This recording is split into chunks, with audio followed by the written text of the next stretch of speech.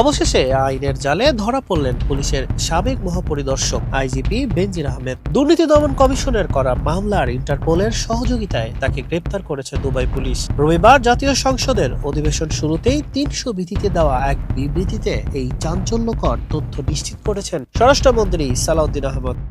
আমি এই মহান সংসদের মাধ্যমে সমগ্র জাতিকে জানাচ্ছি যে গত 12 জুন 2026 তারিখে সংযুক্ত আরব আমিরাতের স্বরাষ্ট্র মন্ত্রণালয়ের directorate general of federal criminal police, national central bureau NCB, Abu Dhabi হতে প্রেরিত একটি ইমেইলের মাধ্যমে বাংলাদেশ সরকারকে জানানো হয়েছে যে দুর্নীতি মামলায় অভিযুক্ত বেনজির আহমেদকে সংযুক্ত আরব আমিরাত পুলিশ কর্তৃক গ্রেফতার করা হয়েছে।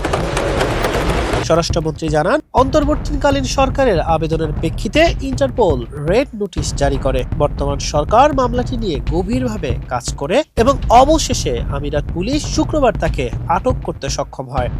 তিনি বর্তমানে সেখানে আটক আছেন।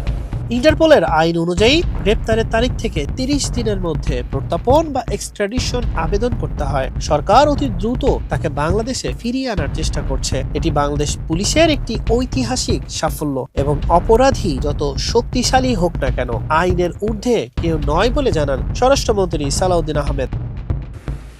এনসিবি আবুধাবি জানিয়েছে যে UAE federal law number 39 of 2006 অনুযায়ী গ্রেফতারের তারিখ হতে 30 দিনের মধ্যে কূটনৈতিক চ্যানেলের মাধ্যমে আনুষ্ঠানিক এক্সট্রাডিশন রিকোয়েস্ট প্রেরণ করতে হবে। অবৈধ সম্পদ অর্জন এবং সম্পদের তথ্য গোপনের অভিযোগে 2024 সালের ডিসেম্বরে বেনজির আহমেদ, তার স্ত্রী এবং কন্যাদের বিরুদ্ধে পৃথক 4টি মামলা করে দুদক। 74 কোটি টাকার অবৈধ সম্পদ অর্জনের এই মামলায় গত 2025 সালের 10ই ফেব্রুয়ারি দুদকের আবেদনের পরিপ্রেক্ষিতে বেনজির আহমেদের বিরুদ্ধে ইন্টারপোলের মাধ্যমে রেড নোটিশ জারির আদেশ দিয়েছিলেন আদালত।